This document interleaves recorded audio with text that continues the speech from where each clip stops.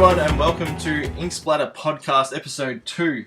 Today we have special guest Jeffrey CHAMBA Crus with us to talk about pricing your art. Hey Jeffrey, thanks for joining us, man. All good, dude. For those who don't know you, tell us a bit about yourself, dude. Alright, my name is Jeffrey Cruz. I'm an Australian comic book artist. I work for Udon Entertainment. I've drawn for like Street Fighter and a bunch of other Capcom related stuff. I just draw comics. It's fun. Simple as that, man. It's simple as that. It really is. One thing I want to highly note with Jeffrey CHAMBA is if you haven't checked out a book called Random Views, it's his creator-owned book, you have to check it out. I believe you can get it on places like Book Depository and Amazon. And he'll be working on issue 2 pretty soon, I believe. Volume 2, that's right. The script is done. The editor has it. He's going to look through it, and then once that's clear, I will begin. Boom. Awesome. Yeah. Sorry, I just wanted to plug that one, man, because I know that's a love of yours, so hopefully some more cats pick it up and check it out. Yeah, that'd be nice. Alright, so I've dragged you in here today. I want to talk about pricing art. And in saying that, I want to talk about just in general, like pricing your art for private commissions if you're just doing work via, say, DeviantArt or Facebook. And then we can even go into things like doing commissions at conventions, pricing your prints, and even other little bits and pieces as well. So we'll start off just in pricing in general. Like, I know you do a ton of commissions via DeviantArt and now Patreon. Yeah, I used to do a lot, like, obviously, if time permits, I will open up commissions, private commissions mainly, but I'm also available for, like, commercial commissions, commercial illustrations and stuff like that, but those things tend to be priced differently. Okay. Reason being is because one is for commercial use, so one is, they'll use it for various products or whatever they feel like, really. Yep. But, whatever's written in the contract and the invoice. And whereas private commissions are just that, private commissions. They can print it for the, they can print it out for themselves. For personal use, yeah. Yeah, it's for personal use. If they want to use it for a cover, they need to ask me beforehand. And, it's just, that's the case. 'Cause, it'd be weird to, like, all of a sudden go to, like, a comic shop and, like, oh, that's a cover. That's a piece that I privately drew for them. Why is it being used? Is that anything you've ever encountered before? Have you ever had to call somebody out on that, or? No, thankfully no. Like, a lot of the times it's discussed prior to actually getting the commission done. Okay, cool. Yeah. So most folks are pretty, well, so far everyone's been pretty honest in that regard. Yeah, I mean, like, it's in a sense it's just kind of good standing. You don't want to break someone's trust, really, because honestly, that's what it comes down to, at least for me. Yeah. I will take you up on your word. Yeah. And if you break your word, then it's tainted at that point. How am I supposed to, like, if you come back to me for a commission, I'm like, I don't want that to happen again, so most likely not. I can't even recommend you to other people. Yeah, exactly. I know we've discussed this before, and more so in regards to your Patreon, sort of, if someone breaks that trust, they're not just ruining it for themselves, they're ruining it for everyone else too. Yeah, like, thankfully I haven't seen it yet, thankfully. Yeah, no, that's a good thing. Yeah, it's a good thing. I mean, it's obviously nice that the numbers on my Patreon aren't that high, so that if it does happen, it's clearly one of the people there. Yeah. And only a certain amount of people have access to the higher res files anyway, so it's going to be, I can even pinpoint it even further.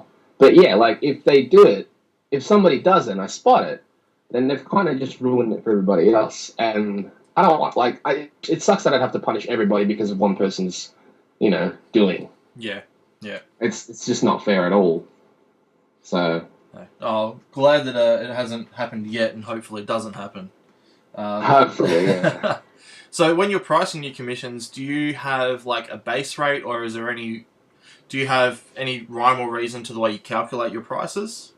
To be honest, no. Okay.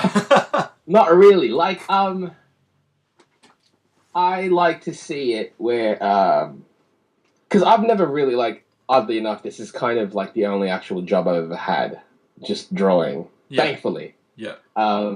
So I don't really know how much, like, I don't know what a minimum wage is. I don't know what somebody should be making per hour. I know people who do freelance tend to charge more because their hours are dependent on, their earnings are dependent on how many hours they work per day. Yeah. Or how many hours they work per the actual project. So that's why I understand why, freelancers, like I have mates who do freelance, like video editing and like post-production type stuff, like minor stuff, but it's all that type of stuff. And they say like, 40 an hour up. Yeah.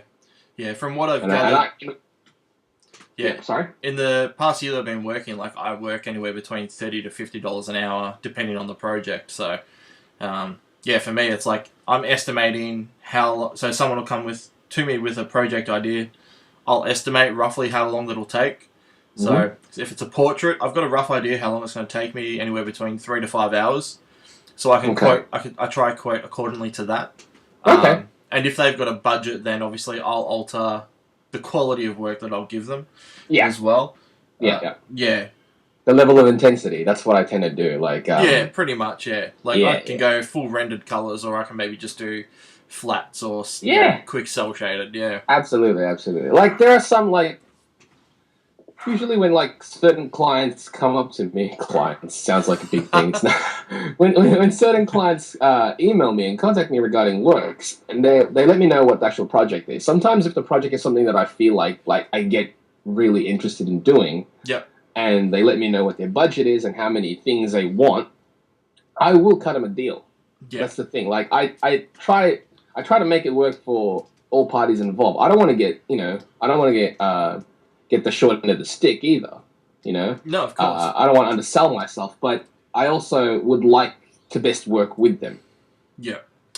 So then I will give them like options and stuff like that. I definitely think interest in the project that you're going to be working on does come into play. Oh, absolutely. Yeah. Like I had a project come up to me recently, and it was for a comic book project, but it just sounded really boring. So I charged probably a little bit higher than I normally would. Right. So look, I'm happy to do it, but if I'm going to do it, I want to make sure that I'm getting paid well for it, because I'd rather be doing something else.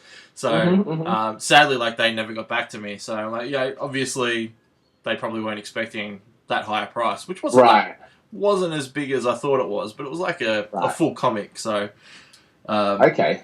Yeah, I think I quoted I think it was $220 a page. That was black and white with letters and everything. So so it's lettered and all. Yeah, that's it. And I think it was a splash of color, like just a couple of spot colors. So yeah, like I sort of jumped online and had a look at like what independent prices were, and it was sort of around that ballpark. I don't even know what independent pricing is really. Yeah. Well, for the matter of the podcast, I might just bring it up actually, so people can get an idea. So I think if we're talking about costs and stuff, then that's definitely a factor. Yeah. So looking at this is called fairpagerates.com for anyone who wants to check this out. It gives you a whole list too. So you've got prices for script, for covers, for line art, color art, and letters. So I use the line art and the letters. Rough price guide. So for an independent, line art would be anywhere between $100 to $250. Wow, that's nice. Whereas a mainstream would be between $200 and $300. So that'd be good too. Wasn't a huge jump, but still quite nice. And then letters was between $10-$20 or $20-$25 for mainstream. So yeah, I sort of just threw those two figures together.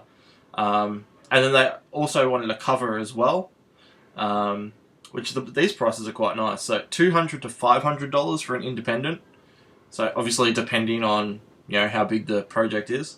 Yeah. $600 to $700 for a mainstream. So. What? Really? Right? Dang, that'd be nice. Which is crazy. Like, and I know a few Aussie creators who are only getting about $300 or something for a cover. Yeah. Dude, covers, like, depending on who the publisher is. Yeah. I've never done jobs for, like, Marvel or DC, so those are the big two, right? Yeah. I know a couple, but we've never really discussed this. It's almost just like, oh, cool, you got a Marvel cover. It's never like, oh, cool, you got a Marvel cover. How much did that cost? because it's like, it's not really my business. I don't really care either. I mean, it's just awesome that they got the cover. But well, shit, yeah, like I'd be just as excited. I'd fucking take whatever they offered me just to work for Marvel. For one. Absolutely. Well, in a sense, at the start, yeah, for sure. Like, if I know there's like, it's certain things where people are like, you know, still don't sell yourself short, don't do stuff for free. Yeah. But I'm like, if this is the only thing that I'm doing for them, technically it would be like, you know, just to do the cover to me would be like, cool, I've done it. I've got my other stuff to do now. Yeah. You know, if they wanted more and more, then obviously that's when, you know, payment is going to matter, because it's like, if that's what I'm relying on and I'm not getting crap for it, then, you know, that's not good. Yeah. It's interesting to think about, like, looking at the prices on these pages. Mm-hmm. So when I think like 100 to 250 for one page of liner, I think that's not too bad. But for anyone doing a full comic, that's like 20 pages. So you're still looking at around $4,000 for one comic. So I'm just thinking, I'm thinking back to like people say, oh, comic artists don't get paid enough, etc., etc. I'm like, well, depending on your output, like if you could finish 20 pages in a month, which is really doable, easily doable. Absolutely. Oh, dude, $4,000 is a lot. Yeah. Even after tax, that's absolutely. Like what, 3,500? That's more than minimum wage in Australia. Easily. That's why to me I'm like, it's all about consistent work and your consistency in churning the work out. Exactly. Yeah.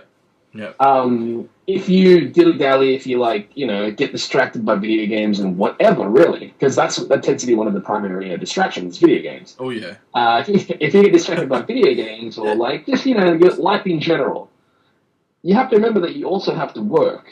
Yeah. Yeah, that's no different to a day job. Like if you're doing it. Absolutely, it's a job. I know some artists now that schedule their day out so that it feels more like an actual day job, and they get stuff done. And I'm like, I wish I was that disciplined, but my discipline works differently, you know? Like, everyone has a different way of going about doing things. Yeah, that's right, yeah. I've found, for me, like, working 9 to 5 is a way more stable way for me to work. So, like, I'll still be drawing after those hours, but if I can, that's mostly personal projects. So, right. Anything between that is, if I'm not working on client work, it's marketing or emailing clients and trying to find work, you know, that's... Yeah, but I've always worked in a retail environment for my entire life, so I'm used to that as well. Whereas, like you said, I was gonna say that's why, because like you know the experience of working retail, so you know the 9 to 5 grind. Yeah. It's a discipline that you're aware of and that you're familiar with, and it's almost like I'm just gonna get back into the group and replace the 9 to 5 from whatever job that was. But it's funny, like, job instead. For you, did you jump straight out of school into art, or? Yeah, I graduated. I did university because my parents wanted me to get a degree. Yep. Yeah. And was that like in design? It's kind of the thing. I've never used a degree in anything. Was it a design degree though, or it was I've got a bachelor's in art. Okay. Bachelor's degree in art. Again, never used it. Not important. That's not important. But, it was definite. Like, I know people ask, it's like, was you know, schooling beneficial? And I was like, they had facilities that I don't have access to otherwise. Yeah. So, I guess. I mean, My main reason for asking, though, is, like, for uni, I imagine the timetables are different than, say, like, high school or whatnot, but you still got sort of set days that you'd have to go in between, you know, 9 to 5, or is it a bit more sporadic than that? Yeah. So I'm surprised that after that, like, for your whole life, I'm assuming you went through school for the majority of it, is a 9 to 5 lifestyle. But here you are, like, I know you now, like, you went to bed at like 10 this morning and woke up a couple of hours ago. Schedules change. Yeah, no, that's fair enough. And I understand for most artists, they, if they've got to stay up late to get a job done, then that's what you have to do. So. Well, it's not even that. I didn't stay up late to get the job done. It's just one time I stayed out with mates too late and I just ended up staying up. I didn't end up going to sleep until the next day. So I was like, I guess I ruined my sleep pattern again. I'm going to try and correct it tonight. We'll see. Yeah. We'll see. I don't know. But yeah, it's I don't know, because And the thing with that is, because I've never really had an office type job or like, a 9 to 5 where I have to leave the house and go to a place. Yeah. There's no one telling you at the end of the day to go home. So yeah, there is none of that. There's kind of no break time for me. That's why I'm kind of like, thankfully, I'm disciplined enough to know to get up every like hour, stretch, do a bit of just light stretching. Really, yeah. I exercise daily, so that's a good discipline to have. It's important because it's like if you're just constantly sitting in front of the computer, you lose track of time. Yeah, that's it. And because you work from home, you can essentially work all day, and sometimes I do. Like, but by working, it's drawing, so I'm actually really enjoying, but it's still working. So I'm working a lot of hours. Yeah. No, you work a lot harder than most folks I know, man. Yeah, that's for sure. Yeah, it's bad and it's whatever. That's why I really look forward to whenever I get to just bloody leave the house, just to not do anything work related. Even if it's drawing, even if I go out to draw, it's still not work, Yeah. Yeah. It's such a crazy lifestyle. It's like even on your, when you're going out to relax, it's or when we go hang out in the city, like we're hanging out to draw anyway. Yeah. So yeah. But it's very different. It is very different. Yeah. So to me, that's not work related whatsoever. Yeah, that's downtime. Yeah, absolutely. And even like here, I do stuff with distraction.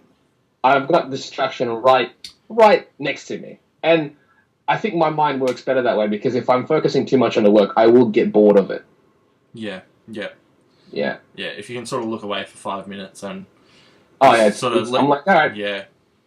Yeah, that's it. Like I know some folks if they've been drawing all day, sometimes they'll have to just get out. Like before bed, they'll have to. Oh no! That was an alarm. My bad. It's all right. I should actually. Sorry about that. I say make sure my phone's on silent. But I'm pretty sure it is. That's the professional quality we've got going on here. That's the best. Yeah. Anyway, well, let's take it back to pricing. Yeah. And we sort of mentioned it before. With your pricing, like, and I suppose your Patreon's probably a good way to look at this, but the quality of art that you produce versus the price that's paid for the piece. Do you sort of have a mind process in that where it's like, okay, so you're doing, let's say, a full color bust, but someone's paying, you've sort of got a tier where it's like, I think I've seen, I don't know whether it was you or maybe Royce did it, where he actually offered different choices. No, yeah, it was Royce. Royce has that. Yeah, so like say for $40 you could get the flats or $60. I think it's awesome. Yeah, it becomes somewhat like it's a process in that part. So like it's a step by step. It's like if you pay this much, you can get this. If you pay this much, you can get this. And I like that because it's very clear. Yeah. Do you reckon though having those options that people knowing they're going to get better quality are more likely to go for the higher price? It's surprising because I think with that, it's good because now they kind of know what they're going to get. Yeah. It lets them know. It's like, say they know their budget. Yeah. And they look at that and they're like, oh, okay, I can only afford that, even if I wanted that, but that looks pretty good already. Yeah. So I'm still going to go for it. Or I can change the size and go for a full render. Because that's the chart allows, thankfully. Yeah. I think as far as commissions go, I think Royce has really nailed it on the head as far as laying that whole thing out. I know I've copied his a few times. Mm-hmm. And it's like... with his permission, of course. Yeah, because we've seen other processes, like we've seen other charts online, and that's... The chart that he made is basically a culmination of all the different things that he's seen others do. Yeah. And found something that works for him. So, that's a really hard thing to do as well. I mean, we've both been doing conventions for years, and I don't think at any one con I've had the same commission price list because it's always trial and error trying to figure out what the customer understands versus what they want as well. Yeah, absolutely. Yeah. Like, I think I've always sort of looked up towards you originally when I was looking at commission prices, thinking, how do you sort of lay it out? And headshots, busts, and full body seem to sort of be the norm.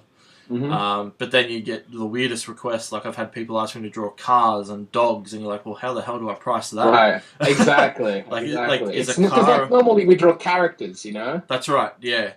And so when people ask for those things, again, like if they want a car, I'm gonna charge you what I feel. Like that's why you kind of have to think on your feet, like or whatever works for you, like or think how long it will take you and base it off of that. Yeah.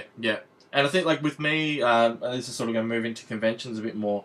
Sure. The last couple of conventions I did, I tried to look more into an hourly rate. But knowing that it's going to be a traditional piece, I've also added in all my extra expenses because currently all my rates are based on digital work. So I've got to consider all the markers I'm going to have to use, plus the paper, plus time. So what would be $50 an hour sort of jumps up to nearly $100 just to make sure that that's all covered, and sort of tiered from there. Yeah. But it's hard. I've had to. It is hard. Yeah, I think I've had to drop my prices a couple of times just because what I think is right doesn't fit the demographic of who's going to be there too. Absolutely. Yeah. You have to think of your surroundings as well. But again, when you think about that, you can't still sell yourself short. Yeah. I think that's the hardest thing too is you've got to feel comfortable knowing that you're selling something at a certain price. No doubt. Yeah. You've done a lot of international conventions as well. Do you notice a difference in trends as far as price goes? To be honest, it depends on artist per artist. Okay.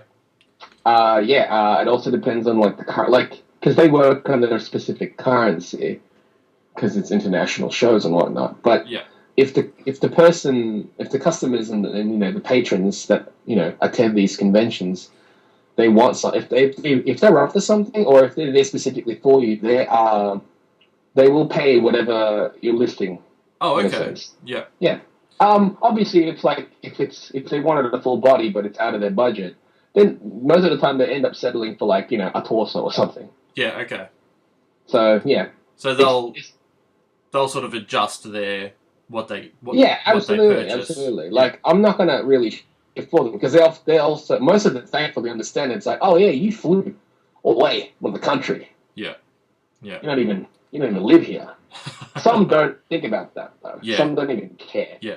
That's actually a good point too in with commissions or even just pricing in general with your prints and stuff. I don't think a lot of punters sort of put in the thought process that we're not just selling this to make a profit. We're selling this, one, to get our art out there, and two, to cover the cost of everything that we've paid to actually get to these shows. Yep. Because, what we're looking at, I think talking to Marty the other day about Mutt Nabel, for those who don't know him, flying to, say, a Sydney convention is nearly like a $1,000 to $2,000 outlay because you're looking at $200 to $400 for a table, plus your flights if you're going interstate, plus accommodation, plus food for the weekend, plus outlay on prints, outlays on books, outlay on baggage because those prints aren't light. Yep. So, plus cab fare back and forth. Yeah, that's probably the killer. Much as I love catching cabs every day, cab fare is a silent killer. Yeah. Oh yeah. Yeah. So that's why it's like if you can get a lift or if you can drive yourself to a place. Yeah. But then you got to pay for parking. Well, I think the best thing that's worked for me, in regards of not being able to drive, is we've always stayed together in a group, so it sort of makes it a little bit easier and to get a cab when you split the costs. But yeah, still it all adds up at the end. Mm-hmm. But still, splitting a cost is much better than somebody having to pay $60 one way. Correct. Yeah. It's crazy. And I know a few folks who have done it, and that's just insane. Yeah, I know. But it costs, everything adds up. Yeah. So a lot of the times the prices that you have listed down there isn't just to cover for the piece itself, but it's essentially covering for everything else that got you to that place. That's correct, yeah. Let's say assuming that it was a $2,000 outlay and you're selling all you're selling is prints for $20 each. You've got to sell minimum 100 prints just to break even before you even make a profit. So if exactly. Yeah, that's just for the prints. But then you have to pay. But that's not including the costs for the prints itself to get it made. Yeah, correct. So it's that's how everything adds up. The equipment that we use and stuff, the tools, People don't really think about that, and honestly, they shouldn't, because technically, they're paying for the piece that they're getting. That's correct. Yeah. So it's sort of up to us that's to not like just incorporate that price without them having to think about it. And right. And the thing is, I totally forget about those costs, anyways. Yeah. Yeah. It's just like, oh yeah, table has to cost this much. Oh yeah, I got to get over there. Oh yeah, it's just part of it now. Yeah. That's why in the end, when you're like, oh, you make profit, I'm like, well, technically, it's always about breaking even.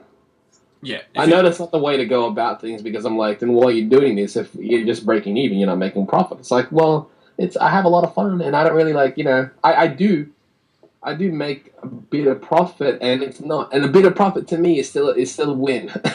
Yeah, everyone's there for different reasons. Like, absolutely. For some folks, it's like I can already think of like 4 dudes that I know who it's a pure career for them. Like, this is their job, just to do conventions. So if they don't walk away with something to pay their bills for the next 3 months before the next lot of cons, then they've got to figure something else out, and it's crazy. Yep. But that's how it is sometimes. Yeah. I had something to say, and I completely forgot. It's normal, bro. It happens. It does. And that's what puts a pause in these podcasts, because I fucked up. But it's natural, though. It's like it's a natural conversation. It's not just like, hey, we're talking about this topic here. Yeah. I'm not even going to cut it out. I'm going to give a shit. Try it. Leave it. That's it. That's it. None of this. In terms of like pricing, it's very different. Like, it's all personal based. Like, you have to charge what you feel is worth, what you feel your time is worth. Some people, based like yourself, you were saying you estimate the amount of time it would spend to do the piece, and then round your pricing based on that. But then sometimes some pieces take longer, or sometimes some pieces don't take as long. So yeah, that's correct. Yeah. I mean, there's a ton of times I've done commissions where I will get way too engrossed in the piece and spend far more hours than I originally intended on it, and walk away thinking, oh shit, like I've really undercut myself. But sometimes you'll get a piece that'll just happen really quickly, and you'll think, oh well, I charged way overcharged, but it sort of works itself out. So it does. It balances it out. So I don't know, man. I don't know. It's really weird for me. It's really weird. Because again, like sometimes some pieces are like, so you got a set price. You're like, oh, it takes a lot less time to get this done than that. So, but what do I charge that? And I'm like, that doesn't make any sense. Yeah. Doesn't make any sense. No. And like there's also like pricing between traditional art or analog art, depending on how you want to call it, and digital art. Yeah. So, like for me, digital art sometimes takes longer. Oh, okay. Yeah. So would you charge less? Sometimes I'll find my stride in traditional in analog art. Is it traditional or analog? Doesn't even matter.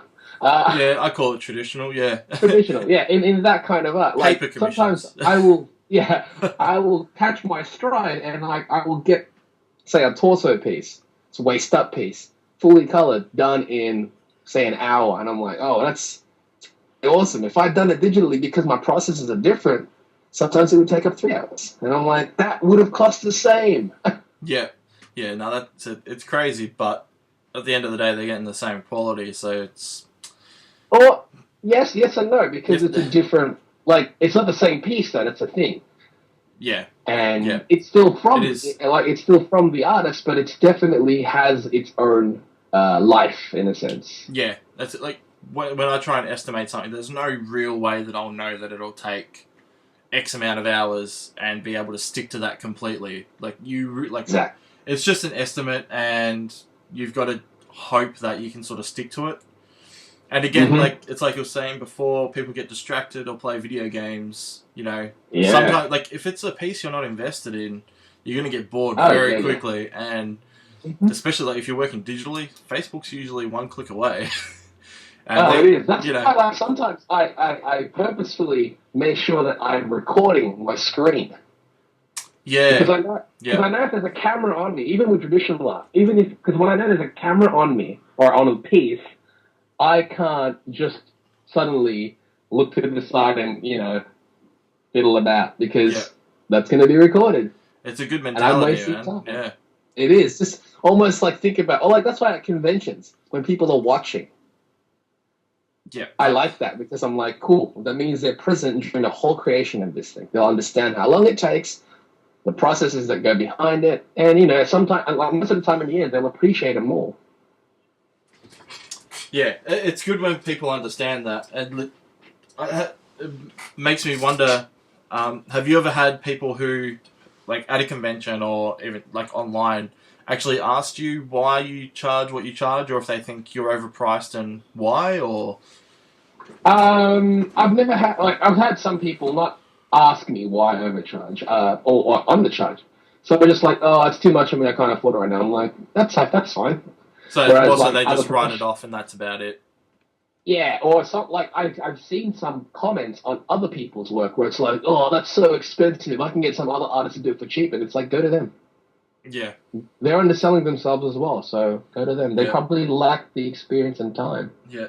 Because that's what it is at this point. Like, they're probably as skilled, if not more skilled, but because this is an actual hobby for them, they don't feel that they have to charge. When in actual fact, they probably should. Yeah. What's And your they thoughts could on get that too? Like, for those who are, let's say you're in a convention environment and you've got tons of people sketching, and like I said, people who are on great talent, levels, but are undercharging. I mean, how do you feel knowing that you're sort of compared to against these like these other artists who, like you said, it's probably a hobby for them, so it doesn't really matter too much. Mm-hmm. But they'll do a similar quality piece that you'll do for $10 as opposed to 50. Like, do you think that affects not only your sales, but sort of the convention in general and the artists around? It can, but because they're charging said price, that's up to them. Like, I can't really dictate how others want to charge. Yeah.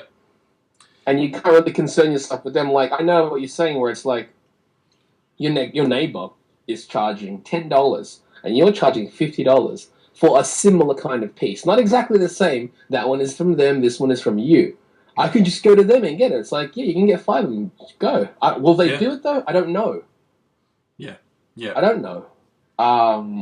And then it also depends on, like, some people, well, it varies because sometimes they look at it and they're like, okay, I don't know either of these artists, but I just like their style more. So I'm like, that's fine. That's perfectly fine because it's all about preference in the end. If you feel like you're going to get more value from them, which technically you are because you're getting, you can get 5 pieces for the price of my one. Yeah. That's awesome value. That's awesome value. Then by all means, go right ahead. I'm not stopping you. Not stopping you. Yeah. Like, that's 5 sales for them, but it would be 1 sale for me. So technically, who is actually getting cut in a sense, Yeah. Because I have to do 5 times the work. Yeah. Well, thinking from the outside, I mean, at least that $50 is going to an artist that's supporting an artist as well, which is a great thought. So yeah, absolutely. That's why I'm like, by all means, please go to them. It's not even like, oh, yeah, go to them. I don't need you. It's not even that. It's more like, please support them. I end up sometimes like just getting a sketch or just giving you tips. Sometimes I'm like, did an awesome job. Yeah. Yeah. I'll buy a book or something just to support. Yeah. It's like, you're killing it. Yeah. It's a start. Yeah, that's it. Like, I love to see, like, when I was at Supernova, there was so many rad artists. I'm like, I wish I could just throw $5 your way. Like, I was so strapped for cash. I'm like, you guys are doing great. And, like, even if it was just a print that I'll probably chuck in a folder, like, I'd much rather just give you $5 than, to help you out and make your day feel better. So. Keep this up. Please, like, don't let... Yeah. Sometimes, like... anything discourage you. Just acknowledgement and conversation is enough sometimes. Like, just to have someone walk past my table and go, hey, man, cool art, would totally change your attitude in a day. Easily. It's like... It's just, it's good stuff. It's good stuff. It's just, you got to support each other in a sense, but, like, just show encouragement where it's obviously... deserved in a sense. Yeah. Yeah. So, like, you can see the skill behind it. But, if they charge less, then, it'd be nice if they, realize their worth, or, again, like, say, we'll go back to the example of, like, $10 as opposed to the $50. Yeah.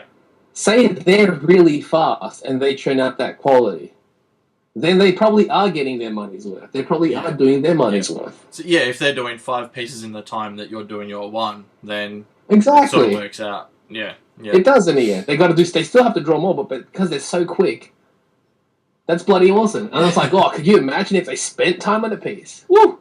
Yeah, wow, yeah. They'd kill it, you know? This is a hypothetical person that doesn't exist, mind you, but still, just a thought that something like that could exist would be bloody awesome. Yeah, would you have sort of any advice, like, in that regard, knowing that someone was of that talent, knowing that they could earn more, what would you say to someone like that? I would say, you could probably start charging more. I would tell them you could probably start charging more. Yeah. Yeah. No, and most of the time, like, I mean, when we all started, like, a couple of years ago, our prices have gone up slightly since then. And then, like, right now, I've stabilized my price. Yeah. I have people, like, colleagues and stuff, who say, we can charge more. And I'm just like, I'm good with this price. Yeah. Like, I know what I can churn out within that time, and I feel it's worth that price. Okay. So, can you remember roughly what your original prices were when you started doing cons? When did I start cons? Like 6 years ago? I reckon it's been 5 years for me, I think. Yeah, so then it's been about 6. You were 2 before me, yeah. It's been about 5 or 6 years. Probably not half, a little... I haven't doubled what I was doing then. Maybe... Okay, yeah. Almost doubled. Almost doubled, but not doubled. Yeah. So... But, like, if you watch the progression of the work, it's evident that the growth has occurred. Yeah. Well, I was watching the video that you posted today of the Class Act book, and I couldn't believe the quality of the work in that. I'm like, wow, you guys have grown so much. Right, and that book is 6 years old, I think. God, crazy. 5 or 6. I think it's 5 years old. It was 2011. So I'm looking at it, I was like, wow, I know Rob has grown so much. Oh, yeah. Even Figure, man. Yeah, like, his chibi stuff's similar, but... Yeah. Absolutely. Like, you can see we're still there. As in, like, it's still our style that we're doing now. Yeah. But it's refined. Yeah. Yeah. And, the prices that we were charging then, definitely different to the prices we're charging now. Yeah. So that's absolutely fine. Like, that's fine. Like, and the thing is, I'm not going to criticize artists who rise their prices. Because if people are going to pay that, then fucking right on them. Yeah, that's it. Yeah. Well, thinking back, I think my... commission prices and I was doing it with Luke, so we just set the same prices. Mm-hmm. I think it was like $5 for an A5 and $10 for an A4, like bugger all. And then I think we just sort of doubled it for the next couple of years and then sort of sat steady. But like cons have just gotten, well, for me at least, have died down a lot. So I dropped my prices again to sort of meet that. Meet the prices that people were more willing to pay. Right. But yeah, I found it didn't make too much of a difference anyway. Some people were still happy to pay, I think it was anywhere between $80 to $100 for an A3 piece. So when I dropped that down to 60, like I think, it was just the same amount of people, so I don't think it really mattered as much. Okay. Yeah.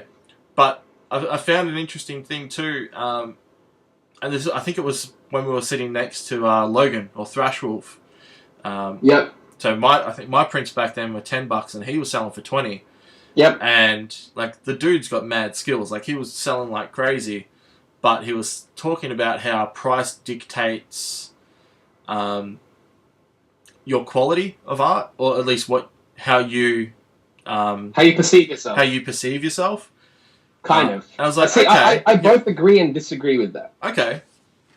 I understand that, but knowing how much it costs to print the actual pieces, yep, compared to how much people charge for these things, yep, I feel that it's overcharged. So there's a sort of moral grounding there for you in that regard. For me, it is. Like I could actually charge less. Okay. Yeah. What do you charge now? $10 a print, or I charge $10. $10 for an A3. Yeah. Yeah. 11x17. Depending, like, again, it depends on the cost of how much it costs me to print. Because sometimes, depending on where I get it printed, sometimes I will pay more because the paper stock is thicker. Yeah. I mean, if you're like me, like I get most of my stuff printed at Officeworks, and even if I do get better paper quality, I'm still looking at no more than $2 a sheet. Right. Which Exactly. really isn't That's that much. When people actually know how much it costs to get these prints done, some people think, wow, you're making hand over fist. And I'm like, that's why do you think conventions, those guys have like walls of prints? Yep. Because it costs Because they're making hand over fist. Oh, yeah. It's mad bang. Yeah. It was like, especially they have like 27 prints. Yeah. Going back to last week's episode, man, like talking about the art theft and that, it's like people who have these booths that are printing, like you said, 20, 30, 50 prints. It's like, there's no way they're not doing well if they've got this amount of prints, because it doesn't cost them that much to make them, and they're fucking moving them quick. They're making, and these guys are selling like $20 to $30 a print. So they're making like $25 plus per print. Absolutely. And why do you think they're like? Why do you think that they see it's an avenue to do? So they sell one print, they can print 10 more. Like, exactly. Fucking Hydra. Sell one print, 2 more come back in its place. That's what I'm saying. It's crazy. That sounds like, But that's why I'm not going to try to like if it's an international print that I ship off, I will charge you for shipping. Yeah, and then there's an extra $10. So it's really that simple. Yeah. But like if you're getting it from me here, I don't feel that you need to. I don't feel that I should charge you like more than I have to. Like the larger prints, I do have to charge higher than normal because it costs so much more to print larger pieces. Yeah, but even then, like your rates are pretty fair for like an A2 size print. So A2 is like 30 because it costs like 20 something to print an A2. Yeah, so you're not making a lot back. You're just doing it for the sake that people want that. So absolutely, and A1 prints, I'm literally making nothing on those. Yeah, see, A1 I would imagine like anywhere between $100 to $200 to pay for something of that size. Easily. It's nuts. Like that's why I'm like, I charged 50 for an A1 print. Because it cost me almost that much to print it. Man, that's a steal. There you go. If you're ever going to buy prints, buy from Jeff, it's man. It's ridiculous. That's it's stupid. That's why I'm like, and I could have like, how many do you have of these? I'm like, I've only got 10. Why? Because it cost me like $500 to print. Yeah. Sheesh, I mean, I would, if I can find other places that would charge less, absolutely, and I would charge less for them. It's that simple, but I can't. No, that's a tough thing too, is, I don't know if it's different in the States, but printing in general really isn't cheap. Like, if you were just starting out and you needed to print maybe 10 copies of 5 prints, it's, a couple of $100 right there that you've got to fork out to begin with. So, and that goes back to, how much goes into a convention, before you start pricing things. You've got to start making that money back somehow. So that's why usually like the first con, you've not made profit. No, that's right. Yeah. Well, I remember the first few cons you're not making profit. No, well, I did the whole Oz Comic Con tour would have been 2 years ago now, and I think I laid out a ton of money on the first show, but most of those prints lasted me for 5 shows. Right. So I think it pans out. Yeah, I mean there were some that would do well and I'd have to reprint, but I'd have enough money to print those. But yeah, for the most part, it was sort of a break even after flights and everything. So, but yeah, like if you were going to do a whole slew of cons, if you were doing a whole year, you might as well get a year's worth of prints. Because guaranteed, like you're always going to have new customers at each show anyway. So like it's like I saw you every show. You follow me, stop it. Yeah. There's been some, man. There's some. Also, thank you for being a supporter of my work. Yeah, that's always a nice thing. Like, when you do start doing cons, you start to get people coming, can't wait to see the next new piece that you've done. But see, a lot of the people that I see that are like a yearly thing or every show, they're not there for prints. They're there for original artwork. For original art, yeah. You've definitely hit that sort of demographic where, say, Marty, for example, he's definitely a print guy. Like, people always go for his prints. Absolutely. And the beauty about Marty's stuff is that it's all like based off fairy tale or whatever, really. So it's original stuff. Yeah. It's original content. It's not basically licensed property. It's like, what is that? What's that word? Like Peter Pan and stuff, where it's, it's not owned by anybody anymore. Yeah, it's public domain. Oh, public domain, like, yeah. Public domain stuff, yeah. It's so it's derivative, great that you can do stuff like that. Yeah, so that'd be a nice point to get to when you can start doing original work. That'd be nice. Or, even better, your own characters and your own creation. Yeah, that's the dream. That is the dream. That's the goal. Yeah. I know it'll be a long time or probably never, but I'd love to see conventions go back to just that.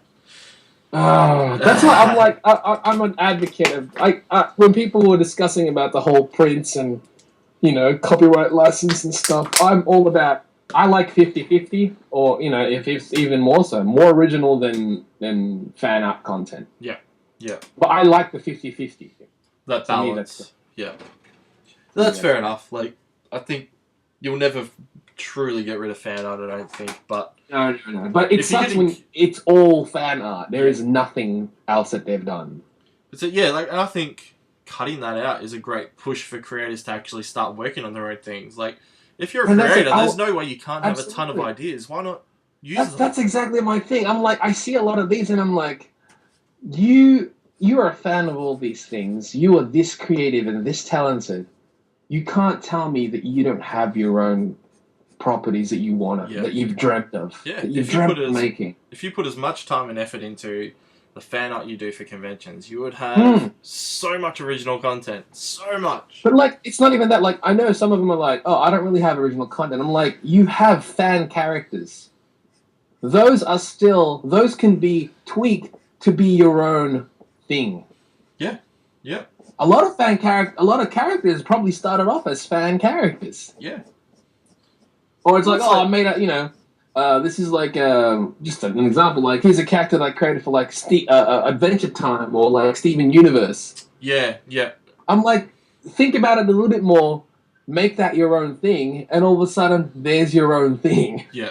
What was it? What's his name? Fuck. I just had it. Joey Sanchez. Sanquez? Who? Joey someone or other. He just got signed with Vasquez, thank you. I don't know why that slipped away from me. But, yeah, he created his own Spider-Man comic. It was Cyber Spider-Man or something? Yeah. Because, it's a property that exists, but he made his own story out of it. And, like, sure, there's copyright to it, but he still created his own thing. That's the thing, like, it's still, he's got his own property, but, like, that's the thing, like, start off with fan characters. Like, Royce has the Mary Jane Spidey Mary Jane. Scarlet Mary Jane or something. I forget what it was. Oh, okay. I didn't know that. Yeah, and I've seen, like, people make custom action figures and even cosplay it, and I'm like, that's bloody awesome! That's shit hot, man. Fuck. Yeah, because I think, like, it's almost like, oh yeah, where could they have taken this character? That's just an idea, because for all you know, because, like, if it suddenly does well, look at bloody, like, Spider-Gwen. Yeah. The people who created Spider-Gwen just happened to work for Marvel already, so thankfully they're already on the in. Yeah. But if, say, Royce was on the in, if he was working on a book and was like, hey, I got an idea for this, can we run with it? For all you know, it could have gone bloody huge. Could have, man. Still could. It still could. Absolutely, it still could. And that's what I'm saying, like, that's still a start. That's still something. Yeah.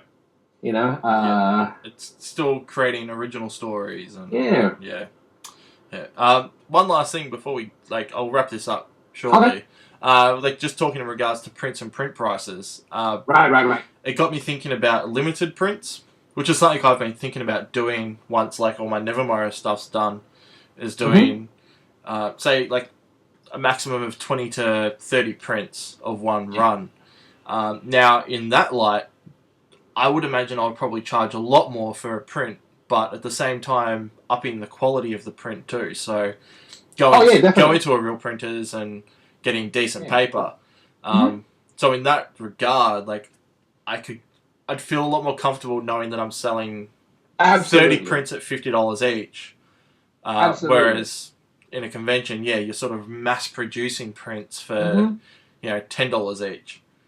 And that's why, like, all right, for example, like, you know, the larger prints that I was doing. Yep. Like, I think, a large Adventure Time print and a large Turtles print. Yes. And yes, a large you did, one-piece print. Yeah. I've never reprinted them. Yeah. So that So that's it. Once they were gone, they were gone. That's why almost like those prices were kind of all right. I understand why I understand why I charge it that much, and they're all gone. That's the thing. I think I'm bringing a couple more turtles because I've got some. I found some. I'm bringing them to Oz Comic Con, so I'll bring them and I'll try and get rid of them. But that's it. Once they're gone, they're gone. Yeah. Yeah. So if it's a limited print, I understand why you would want to charge a little bit more, because if you own this print, you are the only person that owns this print. You and these people. And like with that, like saying you're going to Oz Comic Con, are you going to advertise the fact that you'll have those there, so it's sort of first in, best dressed, or are you just going to? I'll have it on the table.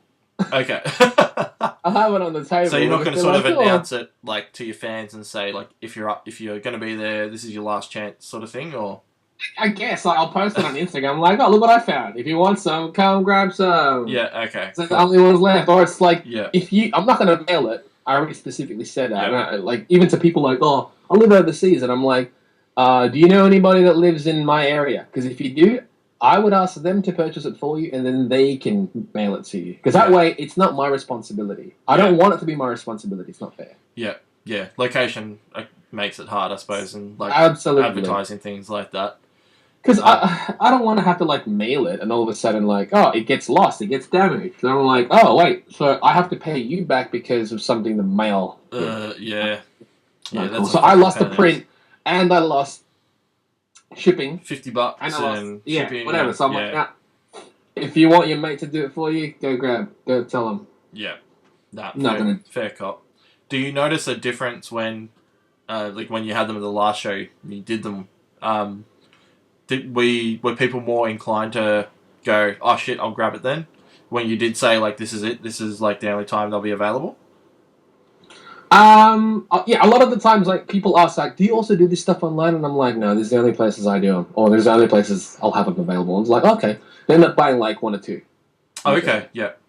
Sometimes they're just like, oh, I don't know where to put it. I'm like, all right. Thanks for telling me. I didn't really I didn't ask you. Or, it's like you can put it wherever you want. You can put it in the back of your toilet door.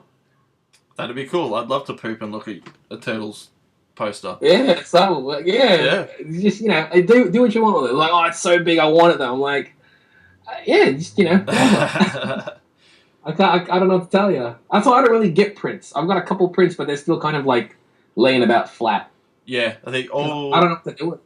All the prints I've collected, I've just got in like an A3 folder, just kept saved. Yeah, see, I would do that because but having gone to like international shows have different sizes. Yeah. And I'm like, right, that's like I can't even do anything with that. It's just massive. It's so frustrating. I want to get them like laminated or something. And I'm like, I don't know. You can get them framed. I could, but framing is expensive. Yeah. Actually, that's. I'll just quickly say this. Like, I've noticed a couple of folks doing this. I think Julian's doing it now. I could be wrong, but I'm pretty sure. He sells frames. He sells frames at his shows, which like yeah, dude. You can get frames for like $3 for like at the reject shop, and jump that price up like $20. I know because of the frame, and I'm like, this guy's a genius. Such a good marketing ploy, man. But his pieces suit frames. Yeah. But that's the thing too. I was talking to someone the other day. I think it was you guys at the sketch sessions. Like when you're promoting a piece online, if you put that piece in a picture of a frame, people can actually see what it looks like as a product rather than just an image. They're more inclined to buy it. Mm-hmm. So I imagine the same would apply at a convention, like or a canvas. Or yeah. So I'd love to print on stretch canvas, but it's not fucking cheap. Yeah, I don't think my work even calls for that. I could see a few pieces of yours on canvas. And a few maybe, but not a lot. Like, I don't paint. That's why I think Julian's pieces look amazing in frame or stretch canvas, because he's all digital paints. Yeah, as someone who stretches canvases, like, it's a weird thing to think that, like, digital work on a canvas, it just doesn't feel 100% right to me. But I get the appeal for most people. Oh, I did too. Like, completely. I'm like, that looks amazing. I'm like, why didn't I think of that? But yeah, I think it depends on the piece that you create. So, Yeah. The art generally dictates. Like I reckon framing in for digital art works very nicely. Yeah, absolutely. Yeah. Maybe it's something I'll try down the track. Who knows? Probably not. Still early, man. It's still early. You never know. Like, one of your pieces for your comic could look amazing in canvas print. That's a good point, yeah. I might even do that for myself just to have it on my own wall. That's the thing. Yeah, absolutely. It's like, this is what I made, and I'm very proud of this piece, so... Yeah.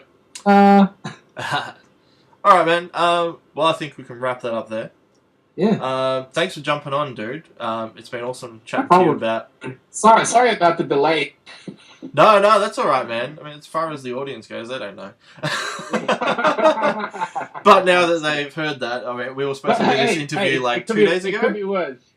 There was a delay on, we didn't do Chibba Chap last week, and we haven't even recorded it this week yet, so... Oh, shit, yeah. When does Royce get back? Soon? I think he's already back, I'm not sure. I don't know. He was away for the weekend.